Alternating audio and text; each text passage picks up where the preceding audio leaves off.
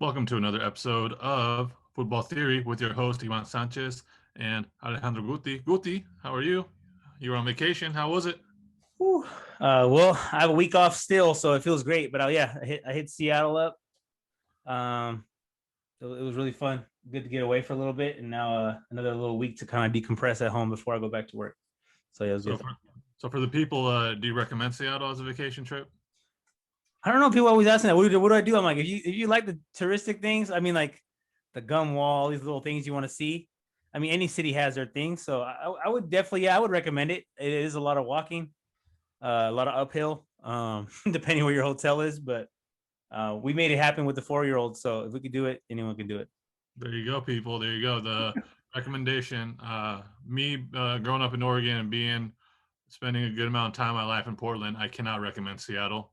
That is a that's a rival city, and so yeah, I have to disagree with everything he says, but on a And I've never non been to Portland, so that'll be the next one I go to.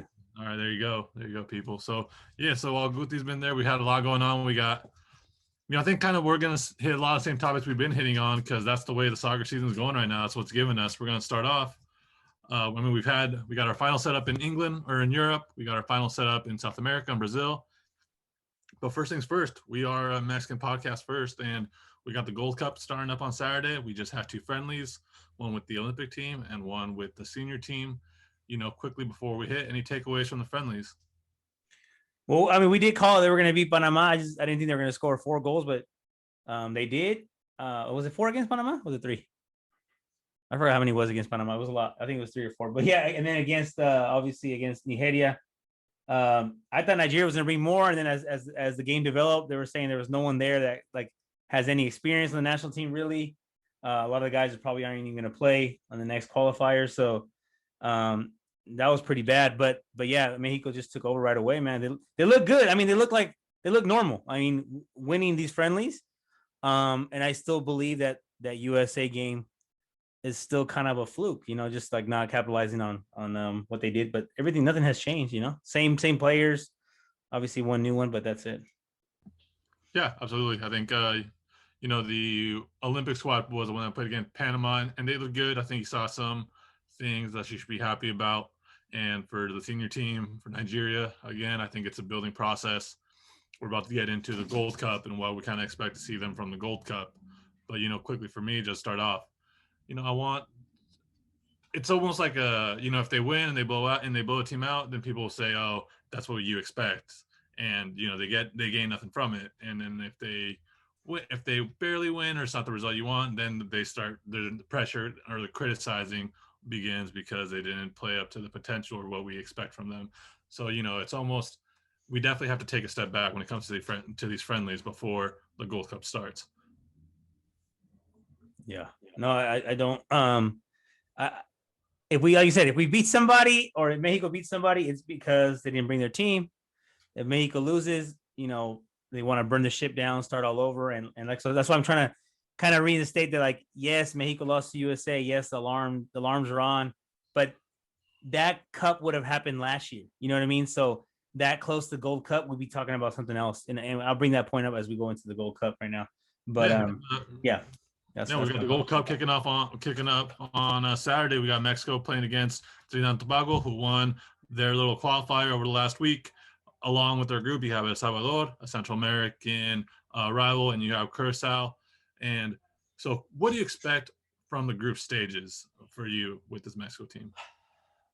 No, I expect 9 points. So 3 wins. I mean, yeah, there could be some games that get tight, but I don't believe this team will, kind of get rattled too much. Not from this group. So I think Mexico is gonna. You don't want to say it, but caminando. They're gonna qualify walking like La Volpe said one day. So yeah, I do think. I mean, we're talking about 9 points. Curacao. They're gonna play against El Salvador. They're gonna play. Trinidad Tobago probably physically is gonna give them the most challenge. But like I said, I think just quality, experience, and the guys they have. I think Mexico's gonna get 9 points and probably score, man, at least 7, 8 goals. I think. Yeah, so it's the roster isn't a complete A roster. You got some guys on the Olympic team, but this is a very strong roster. This is a very good team. I think now because the World Cup being about a year and a half away, really this is going to be the base moving forward for the World Cup. I think there's going to be about at least 70% of the players that you might see on the roster.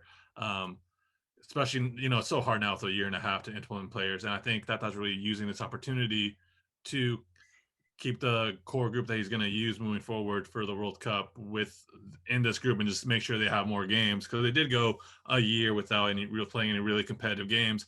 And so he's really using this as an opportunity to have the core guys play a lot more. And so for me, I'm not really going to look if they play well or if they don't play well. For me, it's not that important. I think what I've really have learned in the last couple of years is don't overreact to group stages. Let teams kind of go and grow into the tournament and grow into the games because you'll see it all the time in the international stage. Teams could have good group stages and then a matchup in the knockout stage and they're out and everything they've done in the group stage kind of means for nothing. So Yeah. even though Mexico is much more superior to these teams, if they come out with like a 2-0 win or 1-0 wins or even maybe like a draw somewhere, it's I'm not going to burn the bridge down because that's not what the end result is. The end result is to win the title and just getting first in the group sets themselves up in the knockout stage, I think.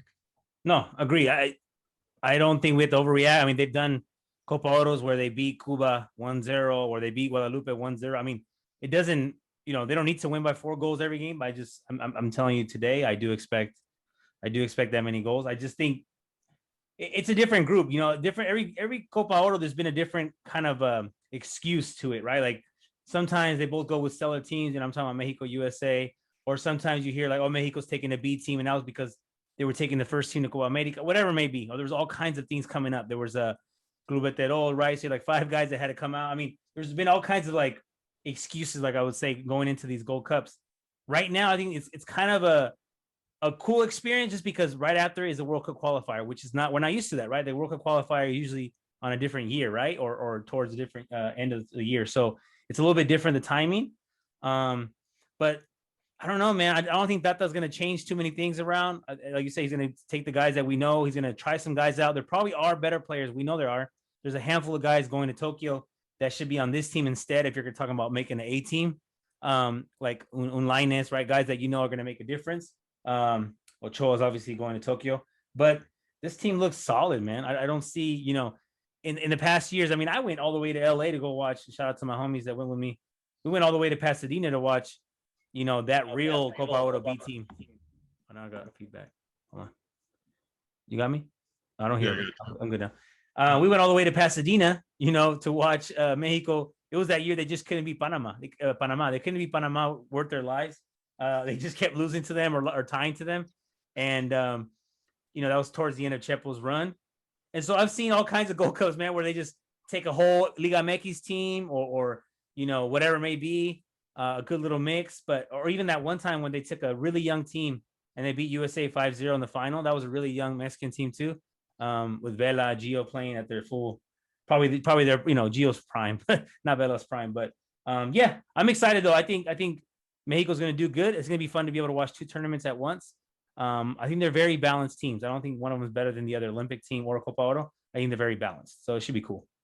Yeah, I think, and we'll get more into the Olympic team as the Olympics come up. That has another 2 weeks for it. So right now is a good time for the Gold Cup. And you make a good point. The Gold Cup, because it's played every 2 years, always put themselves in a very interesting, really puts the team in interesting positions because sometimes it's on the back of a Confederations Cup and Mexico's in it. Sometimes it's off the back of another team participating in the Confederations Cup. So that team might be a little different than what Mexico's bringing. And so it's always something, this one, USA has decided not to bring their European players and their strongest team, which is fine for them. I guess they saw that the 2 weeks for the Nations League was important for them, and they said for their program that works. That the 2 weeks that they spent together and played that tournament, that friendly, is everything they needed.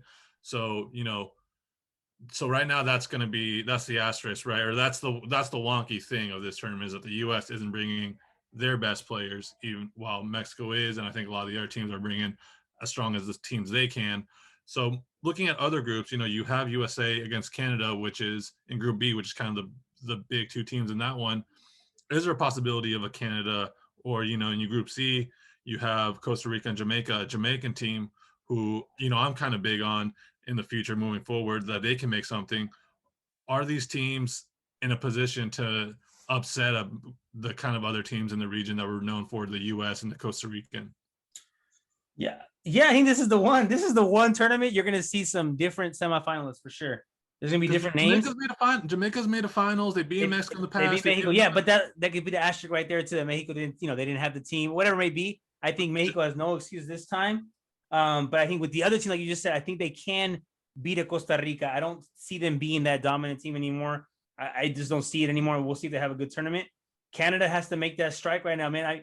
I don't know. What if Canada beats US? You know what I mean? What if they do? I mean, USA is going with whatever they want to call it, a B or C team, which I think honestly only comes off the back of slipping through and winning that Nations League Cup. Because if they don't win that cup, they don't win that tournament game, that one game, I don't see US saying, you know what, let's take the Gold Cup off. I don't see it. I don't know. Maybe they still thought, oh, we're still going to take it off. I think there's a little bit of disrespect, a little bit to the Confederation. Like we're talking about CONCACAF. Like this is the only place you can play, right? You're supposed to play here. The FIFA has, the teams have to allow you to let the user play. If you call a player to come play Copa Oro, your team should let them play. I mean, there should be no excuse to that. I mean, there's preseason. It's like, so what? All the other teams are playing Euros. They have preseason too. So, no, I don't know. I'm kind of like bummed out about USA doing that. It's not the first time they do it. I don't know if it's kind of like let's just see. Like you say, they probably already happy with the team they got, and that's the team they're going to go with in the fall. They really don't care about who goes to the Copa Oro. They're probably going to maybe get 4 or 5 guys from this group. But no, I just think this is a year that, like, even like in Group D, if you look at it, Grenada, Honduras, Panama, Qatar, like it's kind of up in the air. Honduras should win that group, but it's like you don't even know what these island teams could bring, man. You really don't know. Yeah, and you look at the team like Qatar, who doesn't play any competitive matches because they're not doing World Cup qualifying because they're already in the World Cup. This is one of their only opportunities they have to get some really competitive games in, and competitive in the fact that they're not just friendlies. These are games that for them is going to matter a lot because they're kind of building for this for in a year and a half from now. And, for them, this is going to be the tournament for them to really play really well, see what they got, kind of measure themselves against teams that in a group stage or in a World Cup stage, they could face a team like Costa Rica in the group stage and something and those are where you kind of measure yourself up to see where you can get points of moving forward when you're looking at them in the program for a World Cup. So for them, it's a great opportunity.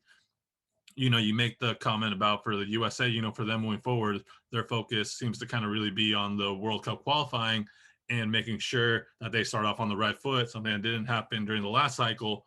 Whereas these other teams, I think they're really trying to put the pieces together to get ready for the World Cup qualifying and really start measuring themselves and seeing where they are before the cycle starts. Before we move forward, if Canada was to beat USA finishes second, that's potentially sets up a matchup with Mexico in the semifinals, which would be interesting. But something that Mexico is playing for that the rest aren't. They're 11th in the world. They're right there to try to snag and battle for for the top 7 spots in the world to be ahead of the group in the World Cup. Something the rest of the teams mathematically cannot. And this is big for Mexico in that regard because if they win the tournament, they put themselves in a good position entering qualifying to really have a realistic chance at possibly being one of those top 7 teams in the world. Mm-hmm. No, I forgot about that point, and that's what we got. That's what they got to go for. I mean, that's what they have to go for. If you're in a tournament, we have to go win. I mean, if it's like the U20, FIFA beach tournament and Mexico's in it, they got to go all out. I mean, there's really no reason to just take tournaments off. I don't care what it is. That's why the Olympic team. That's why they always qualify. They've always qualified. I mean, obviously, I can't say always because 08 they didn't, but since then they have continued to qualify because they take it serious. When it comes down to pre-Olympic qualifiers, right? The Mexican team sends, a lot of these big names they have from the league, and they get a coach ready for it. And especially since they won, and there's some success in there, they're going to take it serious. And I feel like, on the contrary, the U.S. national team has not taken the U17 World Cup serious. They have not taken the Olympic qualifier serious. So, when they say all those things don't matter, it's like, well, you could say it doesn't matter because you're not, you don't qualify to them. So of course it doesn't matter, right? A Ferrari doesn't matter to me because I don't have one. You know what I mean? So of course, Yeah, and it's and they each come with its own problem, right? Mexico's success in youth tournaments hasn't panned out to the national team level yet, because there seems to be a real struggle with how do we continue the progression of these players Right. into the professional career. That doesn't hinder what the program has done in the youth level. That just means more there's a bigger problem to be talked about, bridging the gap between the U17, U20, U20, U23 into the professional level. And that really has to do more with the club system that's going on in Mexico and the opportunities given to them. But yeah, you're right. I think this is big for Mexico to really reestablish themselves. I think the last couple of weeks was not good for Tata Martinez, or Tata Martino. Dino. Here's a good chance to kind of work some things out. You're going to, and really kind of get everything right moving forward. A win is what's expected. I think he knows that. He's mentioned that it's a win is expected in here. Anything else would be considered a failure. Quickly, if they don't win, if they get upset by a team, does he make it to the qualifiers in September? They're gonna win it, dude. I really don't see I really don't see them not winning. But no, do they get to the qualifiers? I think so, man. I think we probably wouldn't want that to happen. We're probably, hey man, come on, he's lost 2 in a row now. We gotta let it go. But I do think like somehow the federation is kind of like, oh, we can't just be firing coaches anymore. We got to keep it, we got to think like if Juan Carlos Osorio can live past a 7-0 loss and get past that somehow, which we have no idea how he did that. Then I know why. just, well, okay, you can tell me why in a second, but and I was at that game, so it still hurts to even talk about it or even highlight that come up. I don't want to hear about it, but though that kind of stuff right there is like if you can get past that, I just don't see how you fire somebody off losing the tournament, which is like all up in the air. Obviously, if you lose like 4-0 to a lower ranking team, then maybe, but if they go play against, I mean, it depends who they lose to, I guess, or how they lose, right? They go play at Costa Rica and they lose in PKs, and maybe, you know what I mean? I don't know. Maybe he keeps his job. Other than that, any other result, I think you're done. I think he's done. I think he's done. Yeah, I think. Yeah, and that's the problem. Yeah, I think it would be hard for. I mean, it wouldn't be hard for them in the grand scheme of things, of the way international should work. That is progression that he should go on, but we just don't know with the Mexican national team on how it would work. I mean, because we know them, they're so inconsistent sometimes. The federation when it comes to coaches, and what will be the thing that's the final kind of pin in the balloon that pops everything, and all of a sudden Mexico's looking for a coach in the next cycle. So that's quickly. Do you have any group winner? Do you have group Yeah. winners for? I mean, I'm gonna go with the basics just because I like them, but obviously in Grupo A, I'm gonna go with Mexico and Trinidad Tobago.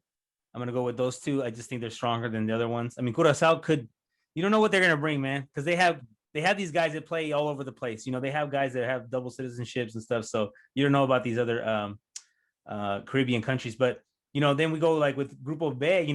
I expect Canada. I really do expect Canada to take that jump. I talked about it before. It's surprising me how low they are, but they should be taking that jump now because they're going to be hosting the World Cup.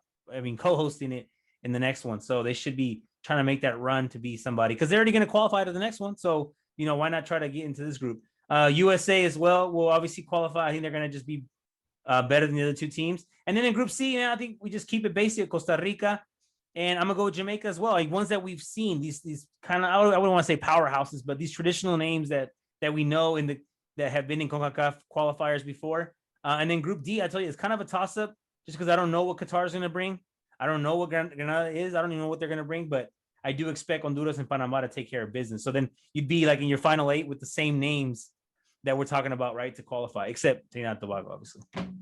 Yeah. I'm with you. Mexico wins the group. I'm interested to see maybe El Salvador, maybe if they have something up their sleeves to be competitive. So I think I might go with them. I think Canada could win the group.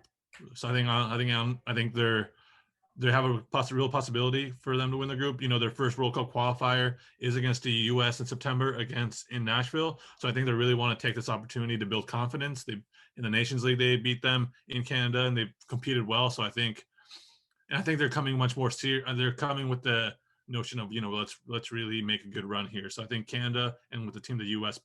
brought, I think USA will finish second.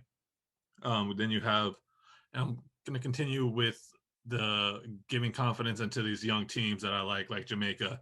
I don't know how I've kind of wrapped myself into being this this speaker for Jamaica, but here I am. So Jamaica to win the group. I got them with Costa Rica second, and then Honduras and I guess because we just don't because Qatar's kind of the wild card here, right? So Yeah, we we don't don't know know. what they're gonna bring. So I'm gonna go with Panama, but who knows with Qatar? And it'll be interesting to see how these games go on. Uh, things can change. We might see a team. There's always kind of an upset team or a team that kind of makes it interesting in the Gold Cup. One of these lower nations that's kind of been known. So you know, I know you're excited for the Gold Cup. I know I'm excited as well to see Mexico and see what transpires. People kind of like to talk down about it because it's not as prestigious as the Euros or But the. it's like that's all perspective, right? Because it's like me watching Liga MX, right? Or you watching Liga. I watch the Mexican League. Do I know that like commercially or maybe talent wise or whatever on TV or the star studded way is EPL is better? Yes, I do know that. I do. If you watch the games, they do have a different style of play. But I'm still gonna watch on Friday nights. I'm still gonna watch where I used to watch, Tecos and whoever. Like it's just to me, it's like if I'm not gonna support it, then who is? You know what I mean? If not gonna, it's like buying, it's like supporting local, right? Like that's what I'm doing. Like, yes, do I know the Euros are fun to watch and I watch them? I have no connection to that. I don't care who wins or who does it. To be honest, I don't care really. So, Copa Oro, yes, do I know the level drops like tremendously because they're playing the Caribbean islands and different teams that don't have that many professional players or at that level. Yeah, but that's our tournament. You know what I mean? That's what we got. You know what I mean? So that's what I'm gonna go for. And if, like I said, we don't support it, then who is? Who's gonna Yeah, support it? yeah, I'm with you. And I think we kind of forget these little rivalries. Like El Salvador and Mexico used to be a heated Yeah, rivalry. Like used to go toes. Salvadorians Yeah, do not like Mexicans. You know what I mean? And those kind of things play out. The Central American teams don't like each other yeah. within each other. So whenever you got a matchup like Honduras Panama on a group stage, that's fiery. That's fiery for them. That means something for them. USA Canada, that means something for Canada in these things. So there's that like El Salvador, the last group stage game between El Salvador and Mexico. I expect El Salvador to be fiery because I think they're going to have something to play for. They're Whether not it's gonna back. Yeah, they're not gonna back down. They're not gonna back down. Like there's certain teams that play up to Mexico, right? They go all out. They want to win. They want to beat Mexico for for its size, economics, whatever they may have, or whatever political issues they might have. But you know, I've been to Mexico Guatemala game. I've been to these different games, and the people are great, man. It's all love. It's all love, but it's definitely a cool little rivalry. They speak the same language. They look like each other. There's something to it. It's kind of like these little, neighbors. It's a neighboring little rivalry, man. It's cool. Yeah, and I think as the World Cup qualifiers get closer, we can talk about it more. But I always enjoy the rivalry of Mexico going to a Central American country and playing there because you feel the real disdain and the real like almost anger they have and Yeah. the opportunity they have. Pedro San Pedro Sula in Yeah, Honduras. whether it's It always Sula feels in like Honduras, it whether always it's feels San like it's Jose. raining, right? It always feels like it's raining. It always feels like the field is super wet. It's just hostile environment. Yeah, It's fun. you feel this real disdain and this really unique atmosphere whether it's El Salvador, whether it's Honduras when Mexico goes there. This is their opportunity. This is their chance. Or even like a team like Panama, where this is their opportunity to kind of show the region what they've progressed both as a program, building a new stadium and having it be there, the fans and their interaction, the way the program's grown. So I think as we get closer to the World Cup qualifying, these kind of unique little visits away from Mexico and these little rivalries and these little opportunities these countries have, it means a lot to them. And whether it's the U.S. or whether it's Mexico, you kind of see these opportunities countries have where it means something to them. And these matches mean something to them as programs, as nations who really do like this sport. So I'm with you. I'm very excited about the Gold Cup. I think it's a great opportunity, and anytime Mexico plays, it's always great. Are they doing the? I haven't checked the schedule. Are they doing those double headers still, where it's like one game before the other one?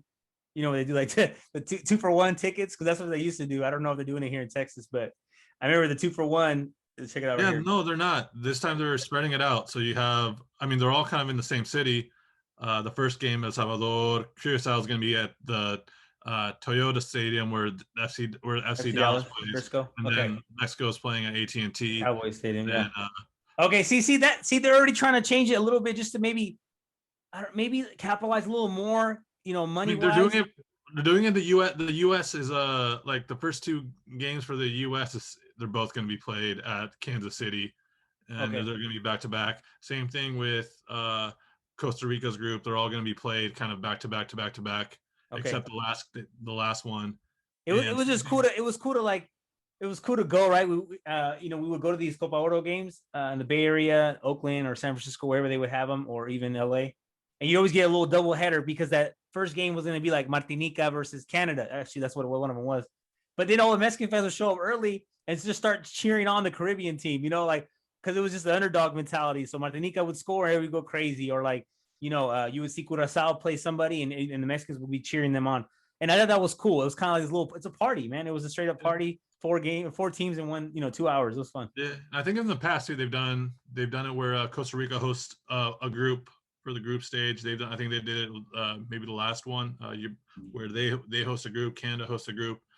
I think with the Mexico group, because they are doing something similar with all the other groups with Mexico, by them playing the first game in the Toyota Center, I think one, it's more aesthetically pleasing because it's a smaller stadium. That makes sense. So there's going to be less empty seats for the first game, and two, and then they don't have to charge as much either because it's not the Mexico ticket. Yeah, it's not the Mexico ticket, right? So now you're getting a much more better opportunity for it to fill up, and you're also now able to charge and fill it and get more Mexicans into the Dallas Cowboys Stadium, and you know what I mean. So and people were willing to pay for that one game.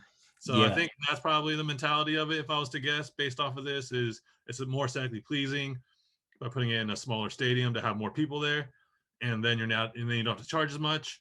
And then the second one is you can charge more for the Mexico game, and people are going to pay for it anyways. That makes sense. Yeah, I get it. I just thought it was fun to have the little 2-for-1, but no, totally. I understand. Yeah. I totally get what they're doing. It is very weird. We talked about this before. That like it should rotate. Like I mean, obviously it wouldn't happen. But, money wise, it would not happen. Guatemala's not going to host this tournament, or Jamaica's not going to host this tournament. They don't have the facilities. Just don't have. It wouldn't work. But I wish they would do something like they did kind of with the Euros right now, where different people hosted it. I mean, why not have some rounds in some places? Obviously, you have to move around the groups or whatever. But I remember Mexico hosting Copa Oro. And I think that was the plan for like Mexico and U.S. to kind of alternate. But obviously we know the U.S. dollar just always wins, so they just ended up staying here. Yeah, I think I agree with you. I think moving forward, a good idea would be, if Costa Rica is the head of the group, have the group stage games in Costa Rica for them. Same if Canada as a group host the group stage games for them. Mexico's host the games in Mexico, and then if you want to put the quarterfinals all in, the South moving forward, all United States, I think the opportunity is there for that, and I think it would make for a better atmosphere, and I think it would help kind of grow. Even a country like Trinidad and Tobago, who's hosted a U17 World Cup, they can host games. They can do. I think there's enough there for that. They've hosted a women's U17 World Cup, I believe, things of that nature. So the opportunity is there. I think they have to give these countries an opportunity to show. Right. How are they going to grow if we don't help them financially to host things? Like let their people also indulge in it, I think, or their sponsors also take advantage of these situations, because a Costa Rican company is not going to sponsor the Copa Oro when, all the games are being played over here. This is not going to happen. So why not let all these things kind of mix in together? Like you said, maybe the top 4, whoever finished this year, is like kind of a prize. Okay, top 4 who finish, get to host whatever. I don't know. Somehow you do it. Or you said top 4 ranked will get to host the first group or whatever. I don't know, something to do that for next time around. And because the tournament's every 2 years compared to some of these other regional tournaments, it should give the federation more of an opportunity to play around with these kind of concepts, to test it out. You know what I mean? It doesn't. We kind of get trapped in this old idea of like everything having to be kind of traditional, but if you have it every 2 years, it gives you an opportunity to play around with it, like test things out, see what works, see what doesn't work. You know what I mean? And especially if it's every 2 years, give a country at least an opportunity to host a tournament. Run, like, what's going to happen? It doesn't work out 2 years later. You can go back to having it in the United States, or give another country a chance, or have it, every 4 years, have it be in a different country, and have the one always be in the United States. But there's opportunity to kind of move things around. Agree. Yeah. All right. Well, that's our talk for the Gold Cup. We'll be right back, and then we'll get quickly to our preview for the finals in the other continents.